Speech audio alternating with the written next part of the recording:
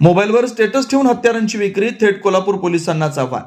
कर्नाटकातून आणलेल्या हत्यारांची खुलेआम विक्री करणाऱ्या संदेश सर्जेराव पाणारी वय 26 राहणार हनुमंतवाडी तालुका करवीर, सध्या राहणार नेरली, याला स्थानिक गुन्हे शाखेने अटक केली आहे. त्याच्याजवळून 3 तलवारी, 6 एडके अशी हत्यार जप्त करण्यात आले आहेत. स्वतःच्या स्टेटसवर हत्यारांचे फोटो ठेवून त्याची विक्री करत असल्याचं समोर आलंय.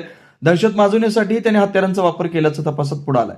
पोलिसांकडून मिळालेली माहिती अशी, हनुमंतवाडीतील संदेश पाणारी याने स्वतःच्या स्टेटस व सोशल मीडिया अकाउंटवर काही हत्यारांचे फोटो झळकवलेले होते.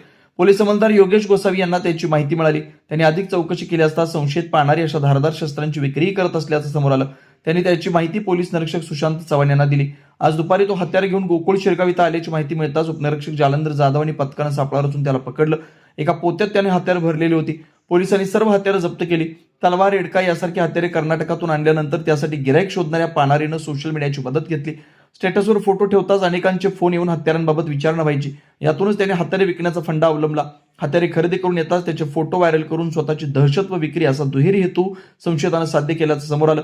कारवाईत सहाय्यक पोलीस निरीक्षक सागर वाघ, उपनिरीक्षक शेष मोरे, अमित मर्दाने, समीर कांबळे, राजू कोरे, वैभव पाटील, परशुराम गुजरे, गजानन गुरव, अरविंद पाटील यांनी भाग घेतला.